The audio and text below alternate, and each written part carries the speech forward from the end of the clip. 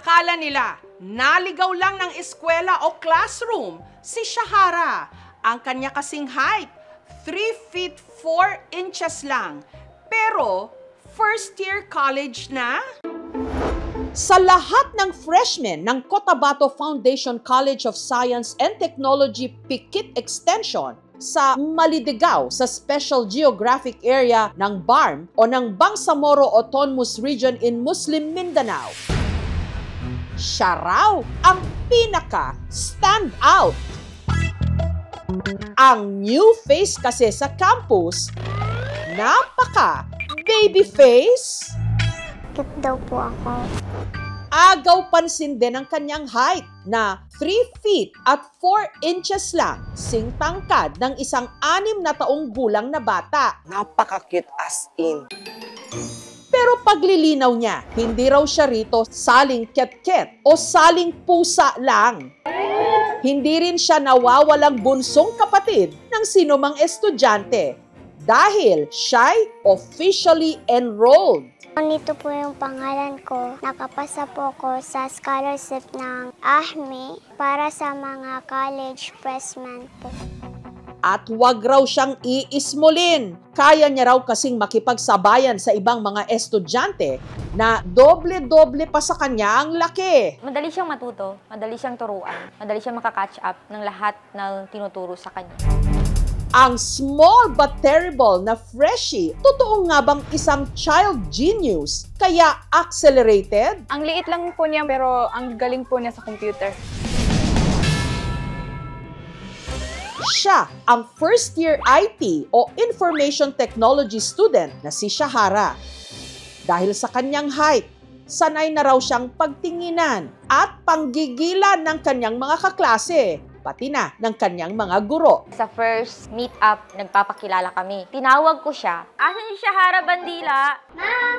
Hanap ako ng hanap kung saan siya. Sabi nila, ma'am, andito siya. Pero hindi ko siya makita. Binigyan nila ng space para makita. So sabi ko, ay, ikaw pala. Akala ko, anak ng kaklase niya. Minsan po kinukurot yung pisngi ko. Nagpapapicture po sila.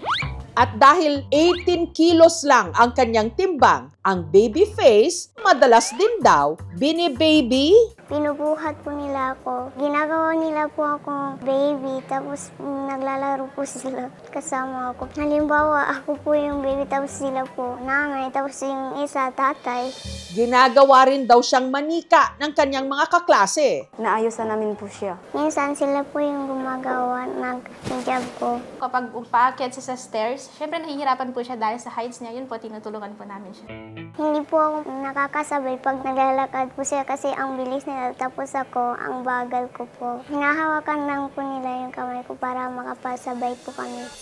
Since grade 10 po kami, ay ako po yung nagdadala ng mga gamit niya. Hindi po siya pwedeng masyadong magdala ng mabibigat. Para naman makaupo, kinakailangan daw munang babaan ang swivel chair ni Shahara.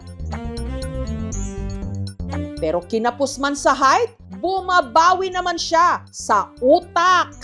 Since elementary pa lang siya, madali na po siya. Nung senior high po ako, pag-graduate namin, nakakuha din naman po ako ng with honor. Spell the word apple.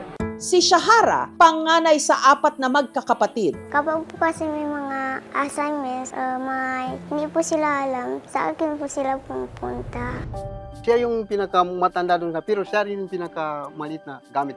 Sa mga pamilya ng pambatang damit, doon ko po nakukuha yung mga damit ko po. Pero si Shahara may gustong linawin. Ilang taon ka na? 7? 8? 9? Hindi po, ate. Ang kanyang pamilya may hinala. Yun ang dahilan na nagaganin siya dahil sa kapanganak sa kanila. Ano ang totoong kondisyon ni Shahara? Susukatin natin yan sa aming pagbabalik. Sana po magamot po ako. Sa Malidegaw, sa SGA BARM sa Mindanao, namumukod tangi si Shahara. Ang kanya kasing height, 3 feet at 4 inches lang, singtangkad ng isang 6 na taong gulang na bata. Pero pinatunayan niyang siya'y small but terrible. Since elementary pa lang siya, matalino na po siya. Pero hindi raw siya accelerated dahil nasa hustong gulang na siya.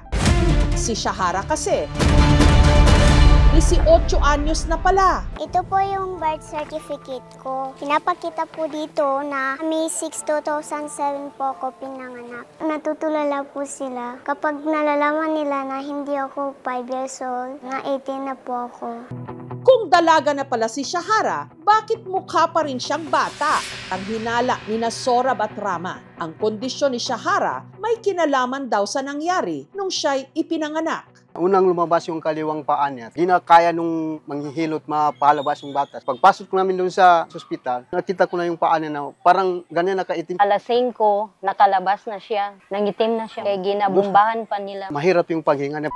Pero si Shahara, himalang nabuhay. Yun ang dahilan na nagaganin siya dahil sa kapanganak sa kanya na mahirap talaga nakalabas. Yung mga pinsan niya, malalaki mga tao mo, nagtaka rin kami sa kanya kaya bakit siya lang naging ganyan.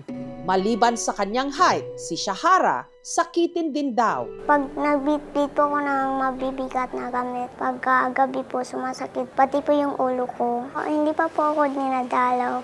Pero dahil kapos, hindi pa raw nila makumpirma ang totoong kondisyon niya. Masakit din pero wala tayong magawa. Gusto ko po talaga malaman kung ano pong dahilan. Bakit hindi po ako tumatangkad.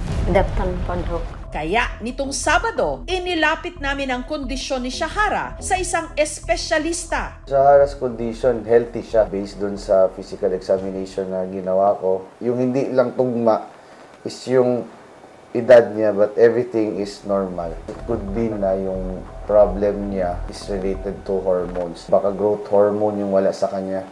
Parte ng utak po natin na nagbibigay ng growth hormone, katabi po niya yung parte din ng utak natin na nagbibigay ng sex hormones natin, yung FSH, LH, na nag-uutos sa utak sa buong katawan natin na magdalaga na. So kung kulang yun, hindi din talaga siya magdadalaga. May karagdagan laboratorio na kailangan gawin, pag-examination ng dugo niya. Kailangan natin i-determine ang edad ng buto niya. Bigyan siya ng growth hormone replacement. Pagdasal natin, makakahabol siya sa tangkad. Yung birth history niya, baka nagkaroon ng konting problema doon sa panganganak niya na naapektuhan po yung utak niya. Ngunit, achiever po siya sa school. Mukhang hindi naman napakalaki ang naging pinsala sa utak. Siyempre po malungkot.